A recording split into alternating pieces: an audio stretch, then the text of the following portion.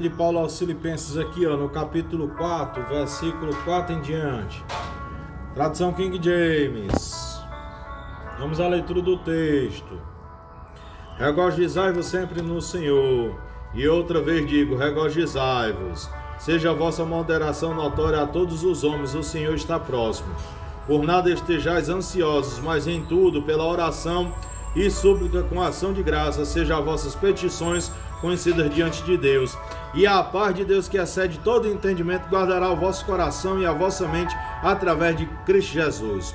Enquanto aos irmãos, tudo que é verdadeiro, tudo que é honesto, tudo que é justo, tudo que é puro, tudo que é amável, tudo que é de boa fama, se há alguma virtude, se há algum louvor, nisso pensai. Regozijei-me grandemente no Senhor, porque finalmente o vosso cuidado por mim favoreceu novamente. Porque já ereis cuidadosos, mas vos faltava a oportunidade. Não digo isso por necessidade, porque já aprendi, seja qual for o meu estado, e estar contente com isso. Eu sei como estar humilhado e sei como ter abundância. Em todo lugar, em todas as coisas estou instruído, tanto a ter fartura como a ter fome, tanto a ter abundância como a sofrer necessidade. Eu posso fazer todas as coisas por meio de Cristo que me fortalece. Todavia fizeste bem em tomar parte da minha aflição. Aqui o apóstolo São Paulo, aqui você podemos analisar aqui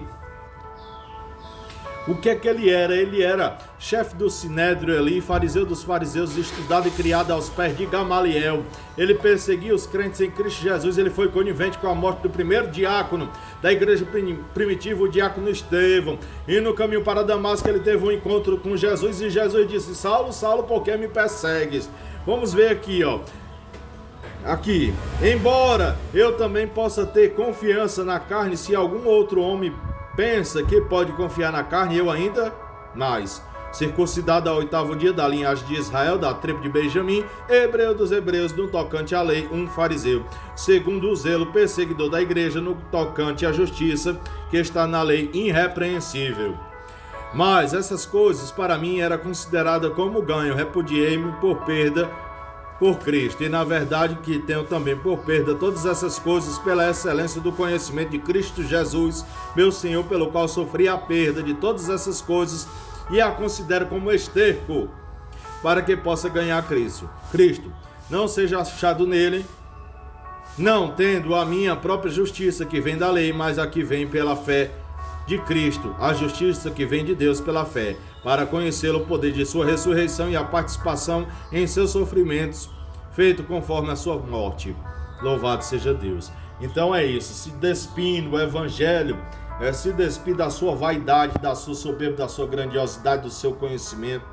Ele aprendeu com Barnabé ali no deserto da Arábia por 3 anos, deixou o judaísmo e seguiu ao cristianismo. Louvado seja Deus, foi um grande bandeirante ali do tempo da igreja primitiva, escreveu 3 epístolas, louvado seja Deus. De perseguidor da igreja, ele começou a ser perseguido pelo amor de Cristo. Ele recebeu paulada, pedrada, esbofeteado, foi preso várias vezes, 3 vezes se eu não me engano. Ele sofreu naufrágio, ele foi picado por uma víbora.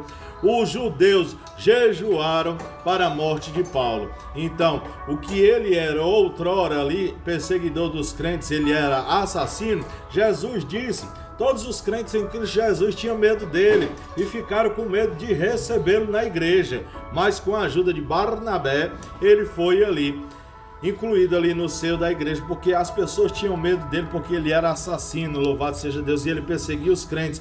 Mas quando viram ele pregando ali Cristo Jesus, o ressurreto, começaram a ter mais ali confiabilidade em sua pessoa. Louvado seja Deus. Então é isso, meus amados irmãos.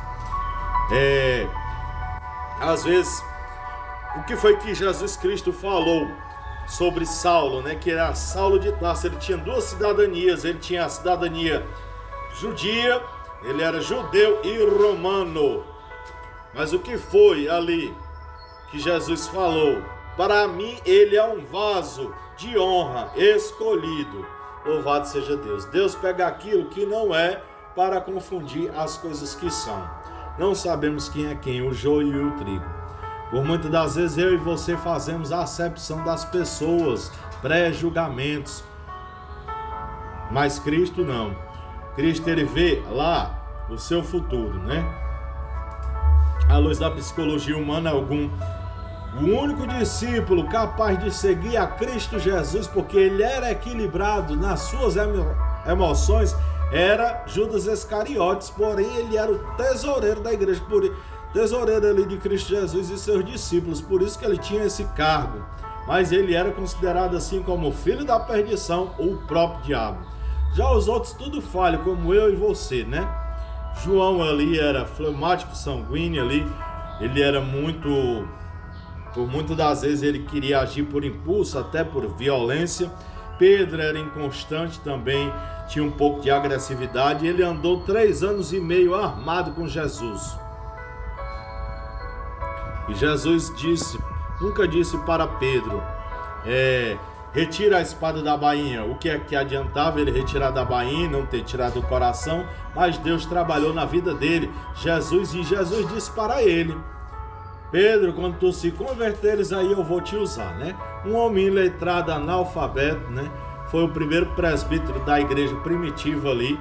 Deus deu tanta retórica e eloquência àquele homem que em apenas um sermão ele ganhou mais de 3.000 almas para Cristo Jesus. A sombra de Pedro curava. Pedro ressuscitou uma mulher, Dorcas.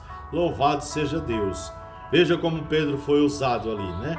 Ele era um dos líderes ali da igreja primitiva, junto com Tiago e outros apóstolos ali. Ele era tão ousado porque ele foi morto também, crucificado, né? Mataram primeiro o líder da igreja, né? Herodes, o líder da igreja primitiva. Mataram primeiro Tiago e ele foi aprisionado, Pedro, né? E a igreja ficou orando na casa de João Marcos, da mãe de João Marcos, para a libertação de Pedro. Pedro só não foi executado naquela ocasião porque estava no período da festa dos pães asmos. O que é a festa dos pães asmos? São a festa dos pães sem fermento, ou seja, a Páscoa. E Pedro ali, num ato milagroso ali, ele foi liberto do cárcere, louvado seja Deus. Mas depois ele foi martirizado sim, ele foi crucificado e ele era tão ousado que ele disse, eu não quero ser crucificado igual ao meu Cristo, meu Senhor, Jesus Cristo. Ele foi crucificado de cabeça para baixo, louvado seja Deus. Veja como esse homem era, né? Satanás pediu para peneirar Pedro, né? Assim como foi lá no Antigo Testamento, quando teve o diálogo de Satanás com Jesus Cristo, né? Ele chegou ali, Jesus disse para Satanás, tem visto meu servo Jó, homem reto, temente e íntegro, que se desvia do mal? E Satanás, como ele sempre é acusador, e ele disse, não, ele faz tudo isso, ele é temente a ti, porque ele tem boa família, ele tem riquezas, ele tem posses, ele é um homem sadio, ele tem uma boa família, uma boa mulher, suas filhas são as filhas mais bonitas do Oriente. Então Jesus disse, vai, toque em tudo que ele tem, só não toca na vida dele. Então Satanás se retirou da presença de Jesus e fez tudo aquilo na vida de Jó. Jó quer dizer voltado para Deus, ele era o homem mais rico do Oriente. Louvado seja Deus. A mulher de Jó, nécia, imprudente, louca, chegou para Jó e disse, amaldiçoe teu Deus e morre. E Jó falou para ela, louca, imprudente, nécia, nu eu vim para esse mundo e nu eu retornarei ao pó. Louvado seja Deus. E tudo Deus restituiu na vida de Jó 10 vezes mais. Louvado seja Deus. Já no Novo Testamento, Satanás chegou com essa mesma coisa aí, querendo peneirar Pedro. Mas Jesus não deixou porque sabia que Pedro não ia resistir. Louvado seja Deus. Então é isso. Pedro chegou até também dar lugar ao diabo. Ele disse assim, não, Jesus, tu não vai para a cruz do Calvário. E Jesus disse, para trás de mim, Satanás. Pedro, ele era inconstante. Se fosse nos dias de hoje, Pedro seria diagnosticado pela psicologia, pela psiquiatria, como um homem bipolar. Mas Deus não olhava ali para os defeitos de caráter de Jesus e para o caráter de Pedro e para as suas limitações psicológicas e físicas, não, porque ele já sabia o que Pedro ia se tornar lá na frente, porque Deus é onisciente, onipotente, onipresente, ele sabe todas as coisas, ele pode todas as coisas, ele está em todo lugar. Depois da Santa Ceia lá, quando Jesus disse que no meio dos 12 havia um que ia traí-lo, Pedro disse, antes desse acontecimento aí, que nunca ia deixar Jesus Cristo, não ia deixar Jesus padecer, e Jesus disse: hoje mesmo tu me negarás 3 vezes antes que o galo cante, né? E Pedro negou a Jesus Cristo, assim como os outros apóstolos também. Mas Deus sondou o coração, ele esquadrinhou o coração do apóstolo São Pedro, como ele faz comigo, com você, com a minha família, com a sua família e com todos nós. Ele sabe todas as coisas, irmão. Antes mesmo de eu abrir meus lábios, minha boca, para falar, para proferir palavras de bênção e maldição, Deus já sabe o que eu e você vamos falar e vamos proferir. Então é isso. Deus criou os céus e a treva, luz e treva. Deus criou tudo e todos. Ele é o alfa e o ômega, o princípio e o fim, o criador de tudo e de todos. Louvado seja Deus. Ele é o Senhor dos exércitos, o general de guerra que nunca perdeu uma batalha, o Yeshua HaMashiach que vem saltando sobre os montes de Jerusalém. Ele sabe a quantidade de fios de cabelo que existe em vossa cabeça. Não há uma folha sequer que caia de uma árvore se não for a permissão de Deus. Está descrito no livro do profeta Isaías que ele está já sentado às redondezas da terra, os oceanos estão na palma da sua mão. Ele pesou a areia da praia e do mar em balança de precisão. Ele colocou ferrolho e limite nas ondas do mar. Ele manda no céu, no inferno, no mar e na terra, e em tudo ser existente aqui nesta terra. Satanás e seus demônios, ele tem poder sim, não brinque com essas coisas. Ele tem poder. Quando? Como é que Satanás trabalha na minha e na sua vida? Através da permissão de Deus, porque ele vai lá e pergunta a Deus se pode fazer qualquer coisa com um filho de Deus ou com qualquer ser humano, ou a legalidade que eu e você damos para ele trabalhar na nossa vida, assim trazendo destruição. Ele não traz destruição para os seus filhos, para os seus seguidores, não. Ele traz diversos benefícios. Você pode analisar isso aonde? Isso é heresia? Não, não é heresia. Vai lá em São Mateus capítulo 4, na tentação de Jesus ali, quando Jesus estava jejuando 40 dias e 40 noites. Quais foram as propostas de Satanás para Cristo Jesus? Se prostrares diante do meu pé, eu te darei todos esses reinos, toda essa riqueza. Levou Jesus a um pináculo e disse: salta daqui que os anjos vão te recolher. E Jesus sempre vencia ele através de quê? Da palavra. Não tentarás o Senhor teu Deus.